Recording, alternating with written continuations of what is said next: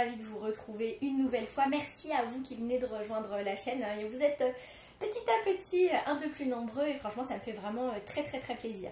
Je vous retrouve aujourd'hui pour vous parler, et bien comme chaque semaine, de ma 11e semaine de grossesse. Cette semaine, eh bien, j'ai surtout constaté que je commençais à avoir beaucoup de mal à respirer. Je suis très vite essoufflée, il suffit que je monte 2 fois de suite les escaliers de chez moi et je suis au bout de ma vie, j'ai l'impression qu'on m'oppresse comme ça. Donc je me suis un petit peu renseignée, il semblerait que ce soit normal, puisqu'en fait, dès qu'on fait le moindre effort, eh bien, le bébé a besoin de beaucoup plus d'oxygène et donc du coup, on est obligé de travailler, notre corps est obligé de travailler pour fournir le bébé en oxygène, donc c'est pour ça qu'on est aussi fatigué, donc il faut vraiment se ménager, faire très attention. Et si vous avez régulièrement ou de temps en temps vraiment l'impression de complètement étouffer et de ne plus avoir d'air, là il faut vraiment contacter votre médecin, votre sage-femme, votre gynéco, enfin la personne qui vous suit, parce que ça peut être mauvais signe et ça peut être dangereux. Donc ça c'est quelque chose auquel il faut faire vraiment très attention. Au niveau du ventre, ça pousse, hein. Ça pousse franchement, en fin de journée, après 3 repas, je peux vous dire que on le voit un petit peu le bestiau. Et j'ai eu régulièrement des espèces de sensations de gêne.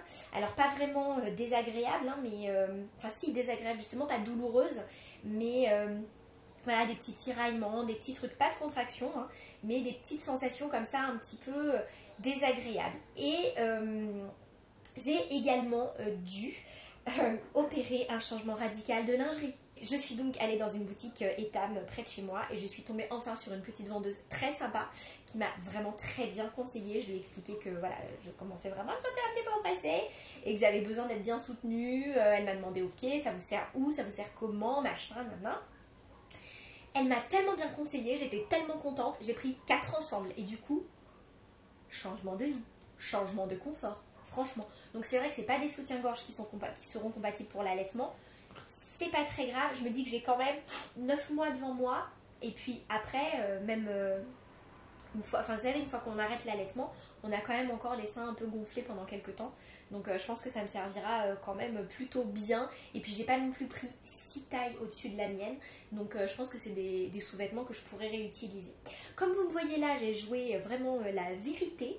Je suis donc sans maquillage et j'ai vraiment la peau pourrie. Voilà, je vous le montre parce que je sais que dans ces cas-là, on a besoin de ne pas se sentir seul.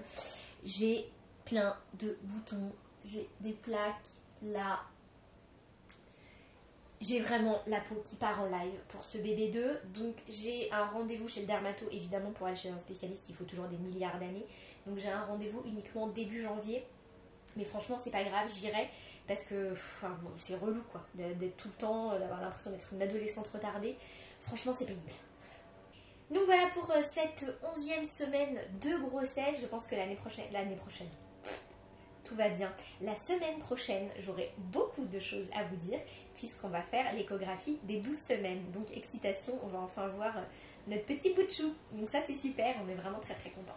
Écoutez, d'ici la semaine prochaine, portez-vous bien, prenez soin de vous, reposez-vous si vous êtes dans la même situation que moi et à très vite. Bye bye.